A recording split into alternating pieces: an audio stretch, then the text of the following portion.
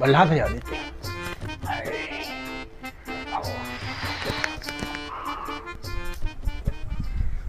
നമസ്കാരം. പടച്ചോനെ എമ്പുരാനോ? ഞാനില്ലേ മൺസൂറേ? അതല്ലെന്നേ, ഇവിടെ വരി. നമുക്ക് എന്ത് കോട്ടക്കെന്ന് അടിയിട്ടിന്നൊക്കെ പറഞ്ഞേ. ആ വരി. അതിന്റെ കഥ ഒന്നും പറയണ്ട മൺസൂറെ, കേരിക്ക്. നമ്മളെ കുഞ്ഞു വിളിച്ചാണ്ട് പറയേ പരമേട്ടൻ എന്തൊക്കെയാ പറ്റിക്കണെന്ന്. അത് ഞങ്ങൾ രണ്ടാളും കൂടിയാണ് പോകുന്നത്. പൊന്നാരൻ്റെ മക്കളെ, അതിന്റെ കഥ പറയായിരുന്നല്ലേ. മോഹൻലാലിന്റെ നല്ല സിനിമ വന്നിരിക്കണെന്ന് പറയുന്നിട്ട്. അപ്പോൾ കുറേ കാലമായിരുന്നു ഒരു സിനിമ കണ്ടിട്ട്. മോഹൻലാലിന്റെ സിനിമ എനിക്ക് ഒരു പ്രത്യേക ഇഷ്ടമാണ്. അങ്ങനെ പോയി. എന്താ ആ തള്ളി ടിക്കറ്റിൻ്റെ അറിയും.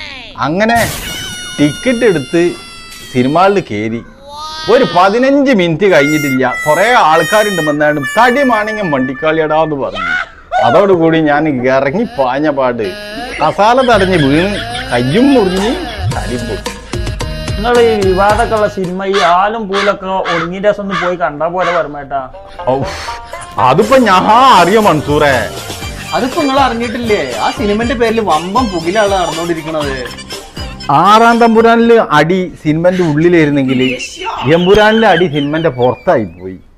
എല്ലാ നിങ്ങൾ എന്നിട്ട് ഇപ്പൊ സിനിമ ഇപ്പൊ മുഴുവനും കണ്ടിട്ടൊന്നുമില്ലേ? വരും, നമ്മൾ പോയി കണ്ടുകാണ്ട് വരിക.